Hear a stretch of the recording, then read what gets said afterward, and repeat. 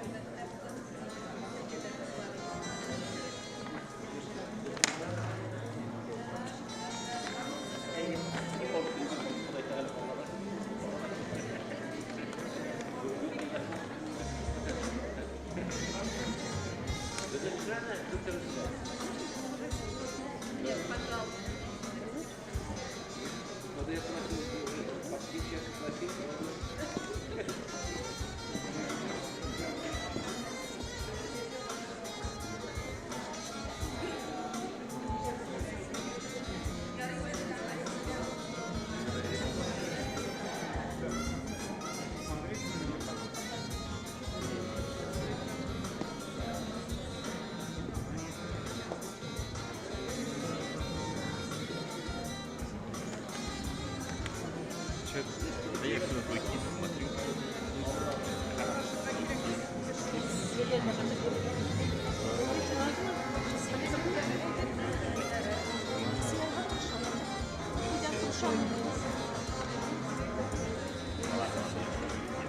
Тебе нравится? Нравится. Я очень не нравится. Не хочешь снимать, да? Снимаешь, потом уходи. Нет, просто с объективом давай. Я защищаю основную резинку, которая основную резинку защищает. Чтобы она не разбилась, не заплатила. А что так? А вот это правильно. А это же фокус, я его не трогаю. Сейчас все лентяи ему все доставать. Я же фокус снимаю, не видно. Я видел, Да блин, у нас, вот я сейчас вот как не возьму эту камеру, все на автомате, Шамиль там или там Кремелевский или Лева, там, ну, этот новый оператор, походу все на автомате снимают. Почти. Только я тут один оказывается, и пытаюсь.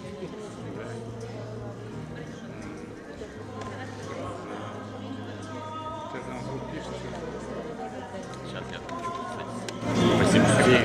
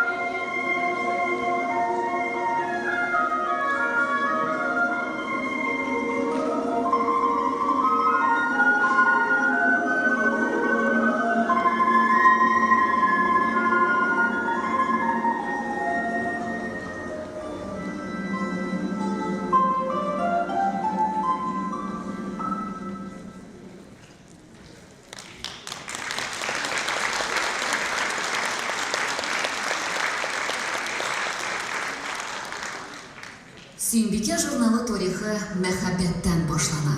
1913 ел. Күренекле мәгърифәтче Якуб Хәлили Шәфигулла бай кызы Әсманың кулын сорый. Ләкин яшь кәләшнең бер шарты бар икән. Хатын-кызлар өчен журнал чыгару. Шулай итеп, журналыбыз 1913 елда дөнья күрә. Әмма 1918 елда журнал буржуаз пропаганда алып бара дигән гаеп белән Сөембикә ябыла. 1937 елда Якуб Хәлилине халык дошманы дип кулга алалар, атарга хөкем итәләр. 1926 елның августында журнал Азат хатын исеме белән чыга башлый. Ул исемне язучы Фатих Сәйфи Казанлы тәкъдим иткән дигән фараз бар. Азат хатының 3-нче саныннан башлап редакциядә секретарь булып үткен каләмле журналист, талантлы шагыйрь Хади Такташ эшли башлый. 1931-37 елларда редакцияне Гөлчирә Гафурова җитәкли. Тарихка ул Хади Такташның беренче мәхәббәте булып та кирип калган. Гөлчирә Гафурова да халык дошманы исемен күтәрә, төрмә юллары аша уза. Ике кызы әнисез үсә. 1937-41 елларда журналны Рукия Әхмәтшина җитәкли.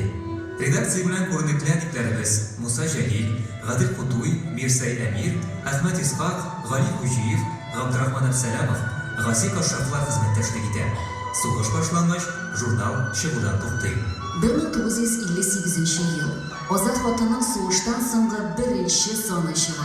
Аны яңадан торгызуны Татарстан партия обкомы талантлы журналист һәм оста оештыручы Асия Фәрит кызы Хәсәновага тапшыра. Татарның 3 талантлы кызы бер редакциядә эшләгән чор бу. Кояш Тимбикова, Мәдинә Маликова, Диләрә Зөбәйрова. Азат хатынның популяр милли басма булып җитешүендә редакциядә эшләгән Хәсән Сарьян, Габдулла Шәрәфи кебек талантлы язучы журналистларның да роле зур. 1976 елда 50 еллык юбилее уңайыннан Азат хатын СССР Верховный Советы Президиумы указы нигезендә почет билгесе ордены белән бүләкләнә. 1977-88 елларда Азат хатынны танылган журналист Венера Фәиз кызы Ихсанова җитәкли. Журналда халкыбызның гореф-гадәтләре, йолалары, тарихы, теле турында язмалар күренә башлый. Ул елларда татар кешесе илнең кайсы гына почмагына барып урнашса да, иң беренче булып Азат хатынга язылган. Азат хатынның тиражы 2,5 миллионга җиткән. 1988 елдан 2000 елга кадәр журналның баш мөхәррире булып Роза Рәхмәтулла кызы Туфитулова эшли. Бу чорда журнал үзенең исемен үзгәртә. 1991 елда ул кабат Сөембикә булып чыга башлый. Сөембикә бөтен татар хатын-кызларын берләштерүче роль үти. Казанның зур сәхнәләрендә Гыйффәт Туташ, Килембикә кебек бәйге тамашалар үткәрә. Ак калфак иҗтимагый оешмасына нигез салучы да Сөембикә журналы. Аның баш мөхәррире була. Журналның беренче саны чыгуга 70 ел тулу уңаеннан редакциягә Татарстан Республикасы президенты Минтимер Шәймиев килә. Ул журнал коллективын Татарстан Республикасының мактаулы грамотасы белән бүләкли. Сөембикә журналын соңгы елларда Фирая Бәдретдинова, Лейсән Юнусова, Гөлнара Сабировалар җитәкләде. Бүген аның баш мөхәррире Лариса Маликова.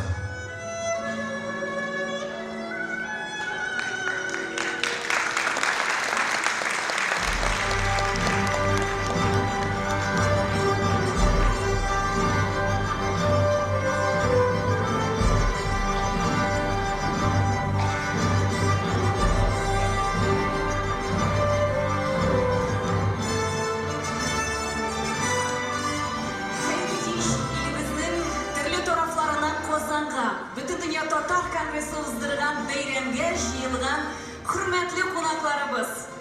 Исәнмесез, Сөембикә журналын гомер буе яраткан, ягын иткән кадерле укучыларыбыз. Журналның чыгарышларына 110 ел тулуга багышланган Сөембикә яшәр мамансызда дигән кичәне башлыйбыз. Бәйрәмебезне бүген сезнең белән бергә үткәрү юкка гына түгел, Сөембикә гомергә бөтен татар хатын-кызларын үз тирәсендә туплап торган, аларга якын дус, сирдәшче, ахирәттә булган. Әйе, Сөембикә үткән юл озын һәм катлаулы. Илебез үткән юлны кабатлый ул. Кыйбасын үзгәртмичә журналны бүгенге көнгә китереп җиткерү өчен аңа бик күпләрнең көче керә. Журнал тарихына бу исемнәрнең һәрберсе язылган.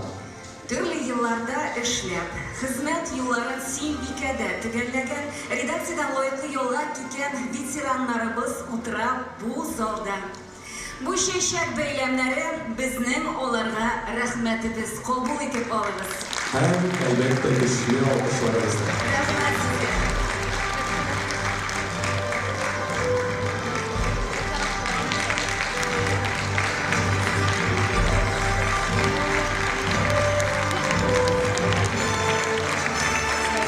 Әхәзер сезнең хөрмәткә кадерле ветераннарыбыз Татарстанның халык һәм Башкортстанның атказанган артисты Рөстәм Асаев җырлый. Син гомер агышларым. Наҗар Нәҗми сүзләре, Рим Хәсәнов музыкасы.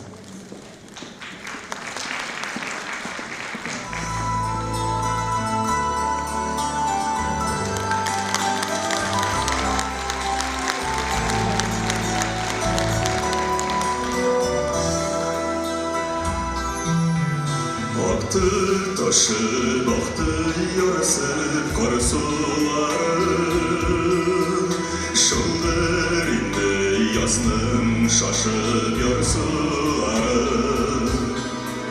Baktı bizim kar üstünde kalan izler Baktı yıllar bike berge salan izler Seni ömür ağışlarım Seni bile sarışlarım Seni bile şarlar giyem Yılmadı tanışlarım Seni bile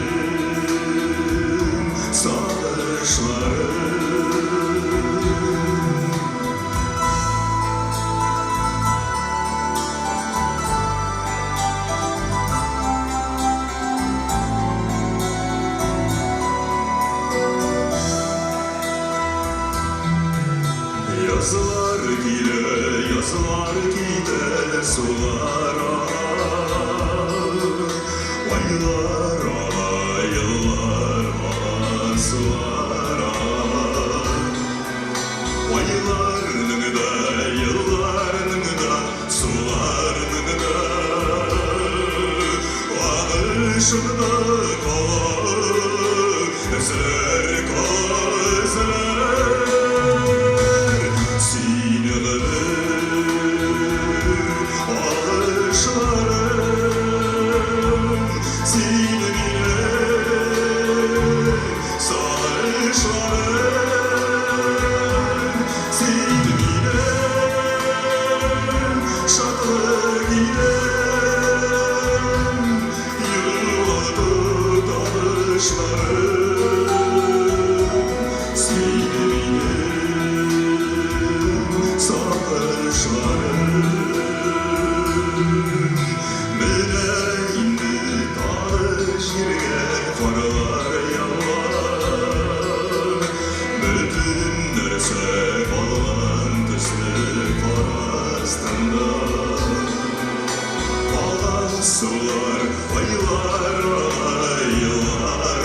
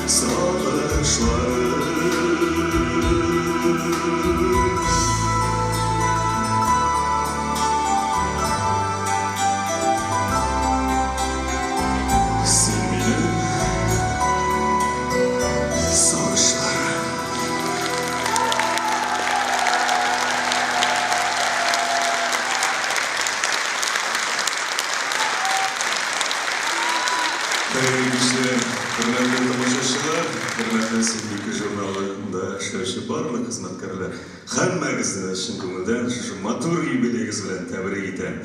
Сөембикәләребез һәрвакыт шулай матур булсыннар, матур гына хәбәрләр язылсын, матур гына кешеләр турында язылсын. Сөембикә журналына бары тик уңышлар телим, укучылары күп булсын. Инде Азат хатын вакытында да мин бала чакка кайтып менә әнием һәрвакыт укыган журнал, шулай мин горурланып бүген килдем сезнең яныгызга. Бәхетле булыгыз, исән-имин булыйк барыбыз да. Юбилейгез белән, бик зур рәхмәт. Журналны күркәм бәйрәме белән котларга дәрәҗәле кунаклар да килде, сүзне аларга бирик. Сөембикә журналын юбилейы белән Татмедиа Республика матбугат һәм масса күләм коммуникацияләр агентлыгы җитәкчесе Айдар Сәйдгәрәй улы Сәлимгәрәев котлый. Рәхим итегез.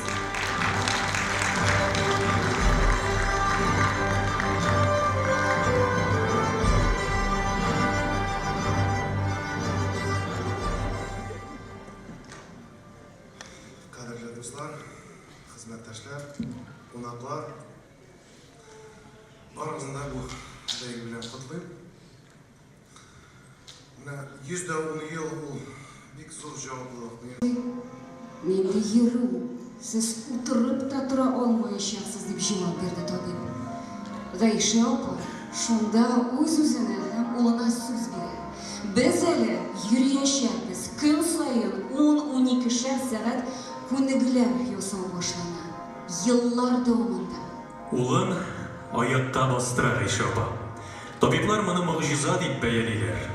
Әйе, ана мәхәббәте көче әллә нинди могҗизаларга да сәләтле. Әмма бу тарих моның белән генә тәмамланмый. Әниле уллы алар икәү хәзер башкаларга аякка басарга булышалар. Марат Ильясовның «Мин булдырам» дип аталган сәламәтләндерү үзәге республикабызда гына түгел, Россиядә дә уникаль проектларның берсе дип санала. Гайша апа бүген безнең арада. Идек аны алкышлап, сәхнәгә чыгып, Гайша апа, рәхим итегез.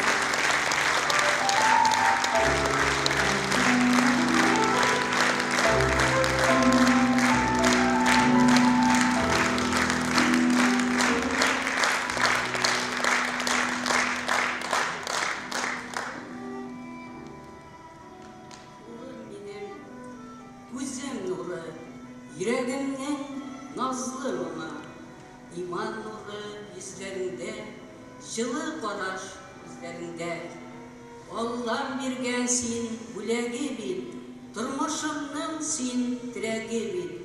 Ömür юлың озын булсын, кояш нурын сибеп торсын. Мәрхәмәтле бул син улым, якты булсын барыр юлың. Бәхет тәүфыйк бирсен бер Аллам, юлдаш булсын сиңа минем дуам.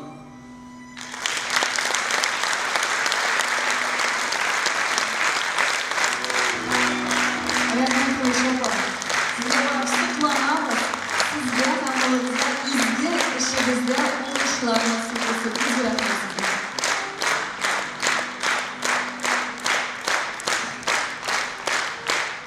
Сөембикә укучыларының иң көтеп алган сәхифәләренең берсе ачыктан-ачыктыр. Журналисттан әңгәмәдәшнең күңелен ачу өчен зур осталык сорый торган рубрика бу.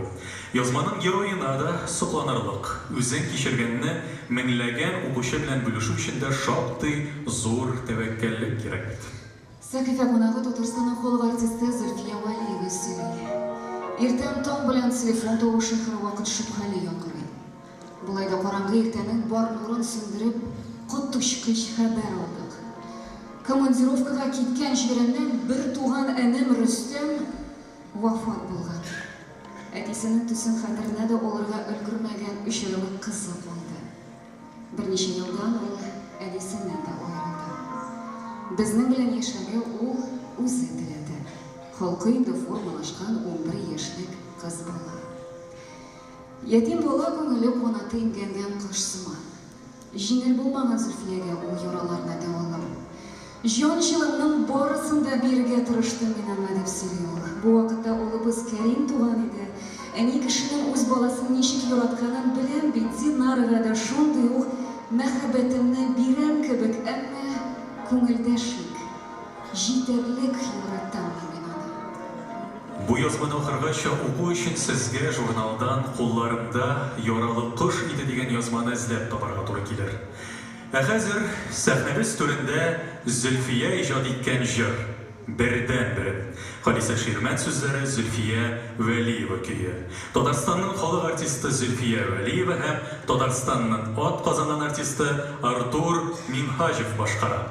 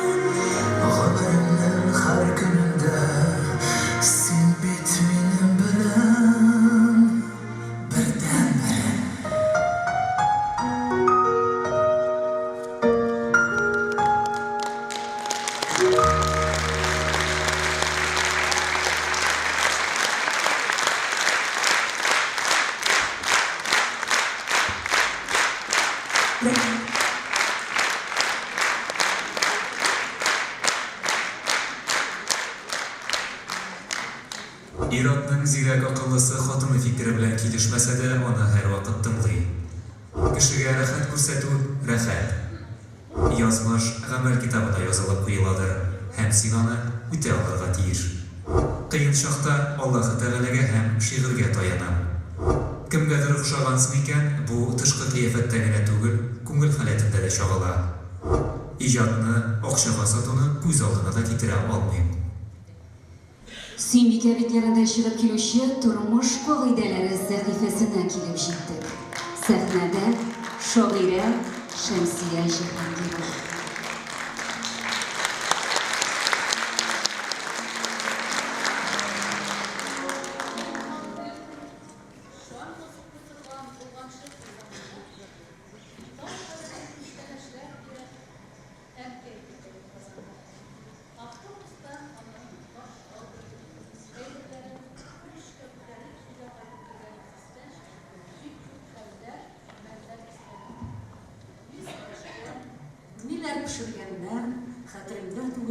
берсіне.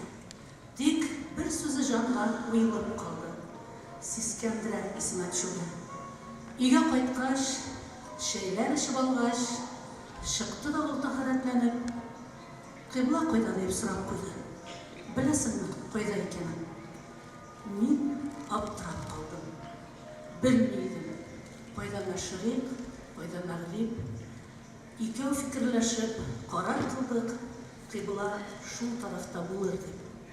Қибла мәсьәләсе хәл ителгәч, ұзақ етіп, намаз оқыды. Қиблаң қойдалған білмегеш деп өз алдына сөйлеп отырды. Сен бит андай түгел едің балам. Менә ышан сен бу яшьләргә. Қиблаңны да білмей, бу дөньяда нинди мақсат белән яшәргә. Оят иде миңа. Җир тишегенә керер идем, әгәр яралса. Ярыла ул, әнкәң исән чакта тоткан қиблаң дөрес табылса. Сиңа киттем әнкәй, кабереңә. Yüzümünü yönelttim kıblağa. Allah'udan sana cennet türü, üzüme yorulqa usrarga. Ənkəy, rənşib yatma mina, tapqan kıblam mən yuvatma. İmansızlar, kıblasızlar bilən ortaqa mən, ortaq yol sapma. Kimler bilən gina aralaşsam, yürsəm də min xəzir qaydada, birinci iş etib kıblam barlıyım. Kalbimni yöneltem kıblağa. Күптән булган хәлләр искә төшеп, кайнар тиргә баттым кабаттан. Кылмыйбыз микән гамәлләрнең үкенерлекләрен азакта. Без кыбланы шөкер таптык та бит. Күңел тыныч түгел шуңарга. Онытмыйбыз микән? Балалардан, оныклардан кыблан кайда дип сорарга.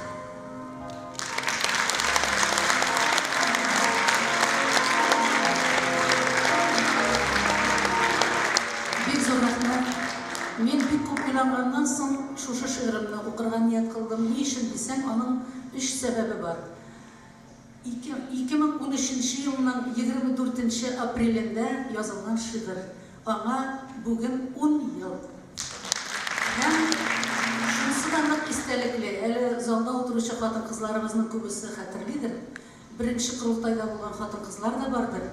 Мен анда чыгыш ясагач, үземнең чыгышымны, докладымны шушы кыйбла барлау шигырь белән тәмамлаган идем. Шуннан соң принтердан чыгарып, без кунакханәгә 200 нөсхә тараттык сезнең үтенеч буенча. Һәм бу шигырь Сөембикә битләрендә урын алып, бөтен кытгаларга таралды. Инде шушы күркәм юбилей сәхнәсеннән миңа урын биргән өчен Юбилер Сөембикә журналының хезмәт коллективына ихластан зур рәхмәтләремне белдерәм.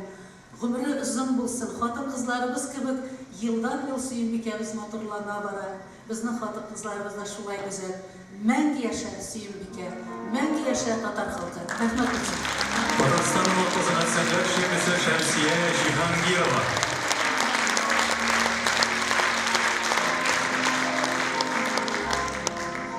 Безнең халык моңнан яратылган. Шатлыкны да, кайгы хәсрәтне дә җырга салабыз. Ә һәр җырның үз тарихы. Журналны даими укып баручылар белә, Сөембикәдә бер җыр тарихы дигән сәхифә бар. Ул язмаларны укыйсың да, моңа кадәр яратып тыңлаган җыр күңелдә бөтенләй көтелмәгәнчә яңгырый башлый.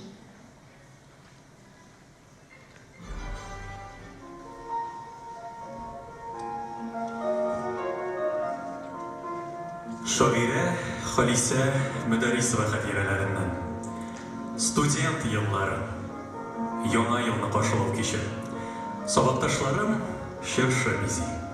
Быяла уенчыклар чыршы күркәләре арасында балан тәлгә шаусылынып тора. Күңелемне утлы дулкын ярып үтте. Кыш уртасында ясалма уенчыклар арасында чын балан тәлгәше. Башта әни язмышы пәйда булды. Әни колы, елыйсы килә. Атнаның шилдә кичен әнигә кунакка барабыз да, Дүшәмбе иртән 6 яшьлек энем белән җитәкләшеп, 5 чакрым араны авылыбызга туплап атлыйбыз. Әни бу авылда үги әти йортында. Әниләре вафат булган 4 ятим бала янында кала. Nikaş uzak şiday olmadı bir neçe oydan Ugiyeti yurtuna eni yanına koştu. Min ernegen yüreğimni uçka yumarlap, upkemni işke yutup, enini bik soğunsam da, izgi көңілі nanay bilen kortata yanında kaldım. Eni jan jılısın tigiz bulerge tırıştı, bik yoratası, kısıp siyesi kilgende de bizni, uz balaların, ugilerden ortak irkelemezke. Olarning көңілін ketmezke tırıştı. Şuna miken min de eni koynuna kirmezke, onun kullarından yırağırak yürüge tırıştım. Bu jırны Baydak jırşılar özünün repertuarına aldı. Üzerlerini üzerlik itibana Xaniye Ferhi de Zühre Sahabiyeva da başkardı. Biz bugün onu birinci başkaruşısı Tatarstan'ın halı artisti Zühre Şerifullina başkarında iştirimiz. Halise Medarisova sözleri Sevben Şulana etkiyi. Baba. Beylerimizle kılıklasın gibi.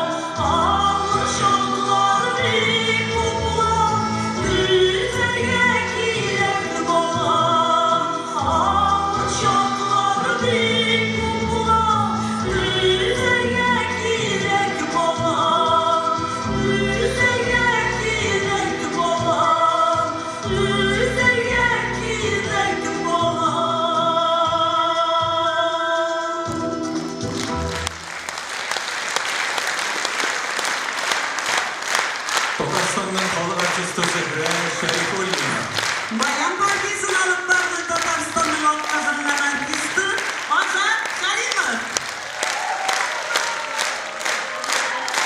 Rahmet beyler bilen.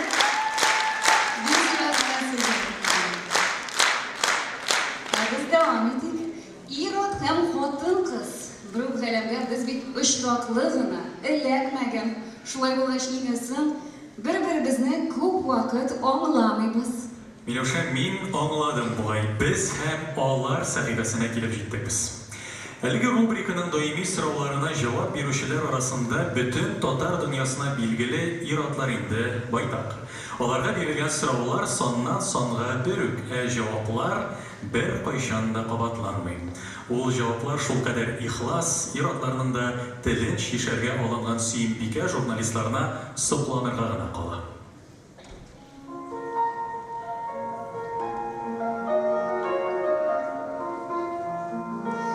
Ир кеше өчен аның хатыны дуста була аламы дигән сорауга җырчы Айдар Габдинов менә нәрсә дип җавап биргән. Әлбәттә була ала. Әле сезнең белән очрашыр алдыннан Зилә белән көлеп сөйләштек. Кайбер җавапларны синнән шалтыратып сорармын дим. Әйе, мин бит сине үзеңнән дә күбрәк беләм ди. Димәк, ул миңа дус булмый кем була инде? Бер-берең белән киңәшләшмәгәч, күңелеңне бушатмагач, нигә кирәк ул парлы тормыш? Язманы тулысынча укыйсы килә, әмма сәхнәдә икәнебезне онытып җибәрмик. Җырчының үзенә сүз биргән вакыт җитте. Киеп кызлар. Мустафа Нагман сүзләре, Рөстәм Яхин музыкасы, Татарстанның атказанган артисты Айдар Габдинов башкара.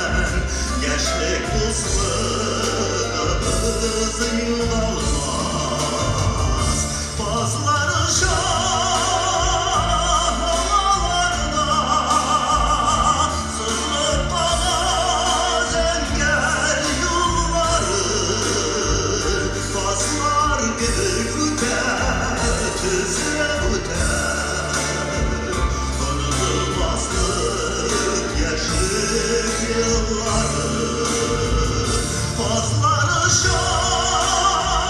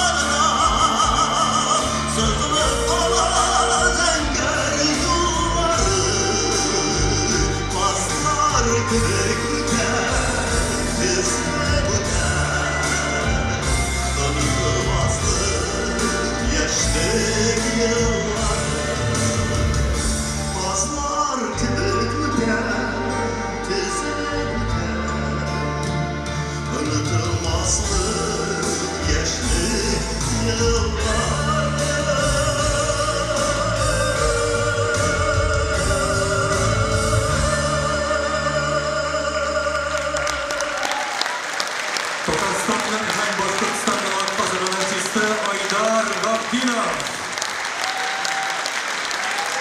Бәйрәм белән.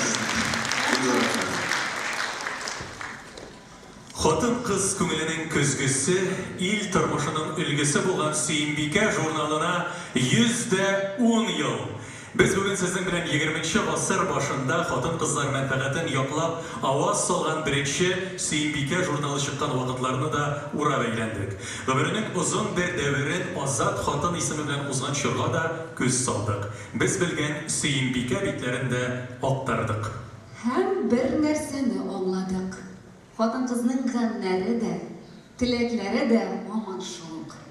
Илгә иминлек, әти-әнигә озын гомер, гаиләгә бөтенлек, балаларга тәүфыйк, һәр барча җанга сөю, сәгадәт, бәхет.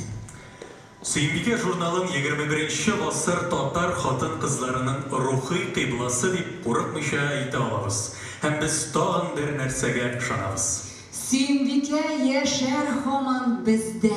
Сөембикә яшәр һаман сездә. Игелекләр теләп илебезгә. Гомер теләп газиз илебезгә. Сәхнәдә Татарстанның атказан артисты Гөлшат Имамиева, ханымнар Асия Юнусова сүзләре, Резидә Ахиярова музыкасы. Һәм шулай ук сәхнәгә Сөембикә журналы хезмәткәрләрен дә чакырабыз. Рәхим итегез.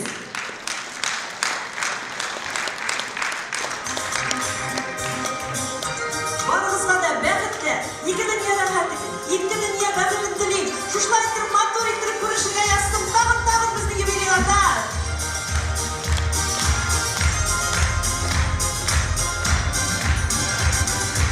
Yıllar bizde bir de şah bulur, biz ise de bağlaşalımız. Bizim edip olsun şiirlik, asıl yefektir şahımız. Bağışlarda yanar yıldızlar, yüreklerine el var. Bu harflerine aradık, birbirine layık yaradık. Bağışlarda yanar yıldızlar,